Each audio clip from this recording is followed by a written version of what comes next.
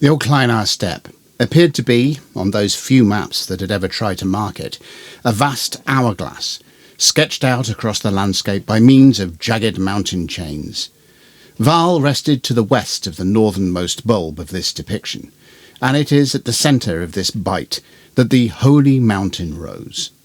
Rengald, a powerful Arabianaic kingdom, many rides to the south, abutted the larger lower bulb. According to Adonath and Sensinto, an allowance of 3 days could be made for preparation to intercept the Shard's journey, still some leagues away from its destination. A wind message had been sent out to Spake, and the two had reunited at Kilmaine, a Valerani stronghold within Doran's Pass. The pass split the Dozen Peaks and the border towers, opening a wide plateau between the two, the hub of a network of gorges and clefts that spilled both into Val and the steppe itself. At Kilmaine, they had recruited a dozen Valerani outriders. Too large a troop, Alicia felt, would attract attacks from the Olklynar that a smaller, swifter group could otherwise avoid. But then a smaller force might also be seen as weak, an attractive target. She had mulled this over during the ride through the Dozen Peaks, finally favouring the latter. With little more than the natural hazards of the mountain pass to deal with, the troop entered the uplands of the steppe amid a thunderous storm on the third day. They had found a campsite leeward of a low dome-shaped hill cased in coarse yellowish grass. An iron coal pot provided heat for a small meal and essential warmth against the plummeting nighttime temperatures of this land. It also limited the range at which its glow could be discerned. The days were long in the saddle, and the nights were cold and guarded. Yet the band maintained a stoic focus. Alicia had never spent this long on horseback, favouring to travel on foot unless speed was necessary. Spake even less so, for while he appeared in visage to be older and more experienced traveller of the two, the Valerani girl had seen over 3 times more winters than he. She was older than the elders of his clan at the time of his birth, a fact he acknowledged in his respect for her strategies. He was Naofa, descended from Sentiarthan clans that had followed the High Masters of Gramis into the east. The lands of the Naofa were divided between 2 high clans to form Val and, to the west, Vanaldir. Rising between them, atop a lofty plateau, sat Ralanger, ruled by the High Masters themselves.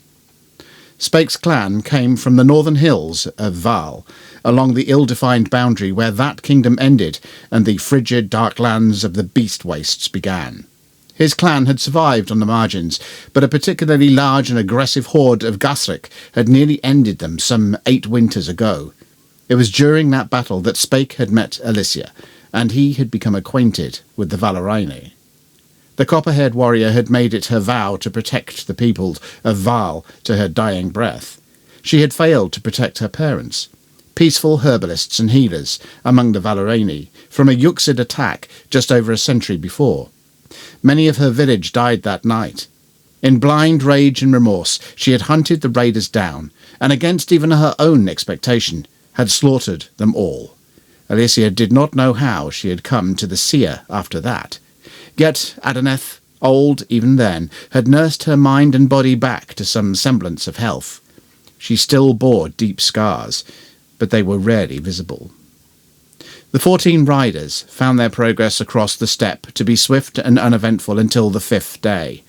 "To the north," one of the Valerani outriders spoke, riding to the front of the column and pointing.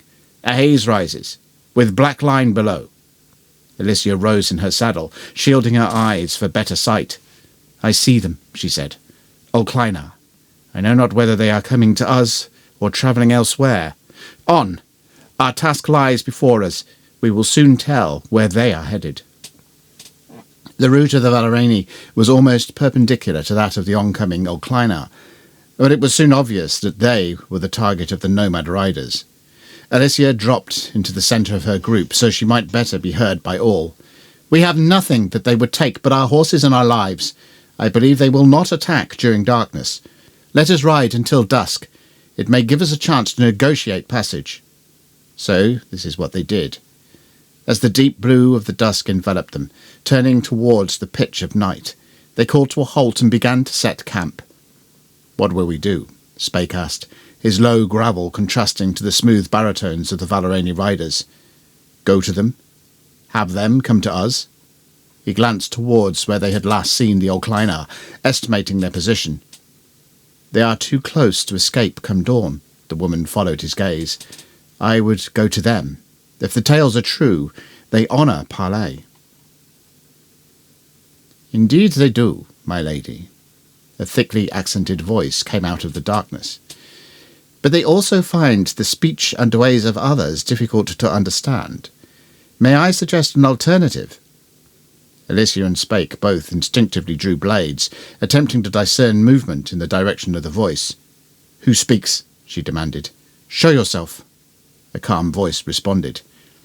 "I am Alan Vey, a stranger amongst the Olklynar, yet friend to them. I believe we too can be friends, at least for this while." "Agreed." Alicia spoke tentatively, sheathing her blade and suggesting Spake do the same, with a gentle touch to the arm. "You have safe passage to our camp, Alan Vey." The next response surprised them both, coming from directly behind them. "Good. Now I have brought the traditional fireside stuff of my people. I would share your stove, so that I may share with you while we talk." Alicia regarded the man. He was about her height, over a span shorter than Spake, and garbed in a dusky riding cloak that melted into the low light from the iron firepot. Teeth of a white smile reflected at least some friendliness, and he held up a Hessian pouch. Alicia nodded. "Fantastic. Come." She felt as if she were being invited to her own camp. Alan Vey's repast consisted of a hot, dark, sweet drink that seemed to sharpen the night. He had also brought soft biscuits of oats and honey, laced with dried fruits. "It's good." She nodded towards him in appreciation. "I am glad you enjoy it. I do hate to be blunt, but if it does end up as your final meal, I am happy to have brought you some pleasure with it." Alicia knew the words as a threat, but she could find only honest regret in this odd figure's tone. She frowned a little. "So, Alan Vey, I would say this. We are on a journey of import, and I would ask how we make it such that this is not our final eating." "No doubt, no doubt. I would think anyone foolish to throw their lot to the mercy of the Olklynar if they did not have good reason to do so. Know that you are within the lands of the Calyad, whose chief is Dien. He is not unreasonable. I would ask of your journey and what price you place on the safety through it." Alicia frowned again. Another threat. Blackmail this time. But she could still see none of the animosity that she was used to hearing from a blackmailer. She decided to return the man's honesty. "We seek the holy mountain, that which your master's people would name as sacred to their god, Alyunta. Perhaps we seek those that would do harm to that place. Of a price, I believe our quest serves Dien, chief of the Calyad, as much as it does our own people. Perhaps this is payment enough." Alan Vey thought for a moment. "I am pleased with your openness. Many who come through these lands seek war or theft. I can promise nothing, but I will state your case. So please tell me more." They spoke into the night. At a time she guessed to be past the middle hour, the nomad envoy bade farewell and took his leave into the darkness. With thoughts of what dawn may bring filling her dreams, Alicia took to her blankets shortly afterwards. She was shaken awake by a panic-eyed Valerani as dawn's grey light filtered through the grassland's rising mist. Surrounding their modest camp were a score of mounted Olklynar lancers, long spears raised points to the sky. Each warrior had a primal visage, bedecked with furs and skulls in totemic patterns. Their skin tanned to leather by the sun and storms of their home, stretched taut over sturdy bones. Alicia rose to her feet, keeping her hands open and away from anything these people may take to be a weapon. She addressed them. "Can any of you understand me?" she asked. One of their number walked his horse forward a step. "I speak for them and my chief. We are with you." She thought about that for a second. "With us? Allies?" The Olklynar nodded. Alicia felt a weight that she had only half acknowledged leave her. The next few days flew by. The Olklynar spokesman, a serious warrior who named himself Ilya, showed her his people's ways of surviving the steppe. Under Ilya's tutelage, her already expansive bushcraft was expertly increased. In due course, the holy mountains began to appear in grey silhouette from the hazy distance, a rocky pillar rising above the uniform plain of the surrounding landscape. Although it could not yet be seen, from the maps Alicia had studied, she knew that its base drew into a broad lake, skirted by a deep forest. She urged the entourage to remain alert, for, if the plan laid down at Alaneth's impossible citadel held firm, the Rangaldans should appear to the south at any point, from here to those trees. The call came late afternoon on the following day. Spotted by the keen eyes of an Olklynar, the dark line of a caravan could be seen to the southeast, approaching the southern tip of the forest. The mixed company turned to an intercept angle, giving their mounts rein. Their chase passed into darkness, where the Olklynar took the lead. Their sure-footed steeds knew the steppe, day or night. The Valerani tried their best to keep up, but in the pitch, Alicia heard the whinny, thud and scream of a rider fallen twice during their charge. For its part, the caravan remained visible and fast approaching, illuminated by a greenish light that she equated to sorcery. Before dawn's light loaned their straining eyes any respite, they reached the target. Heavily armoured Rangaldan cavalry spurred out to meet the charging Olklynar as they heard the thunder of hooves on frosted turf. Lances speared many, as the glow of the caravan outlined their shadows and made them easy prey for the nomads. Some lucky blows from mace and sword caught a handful of Olklynar on this first pass, but only one became dismounted to die amongst the pounded hooves of his friends and foes. The Valerani, riding slower than their Olklynar allies, followed in the nomads' wake, slashing out with slender blades.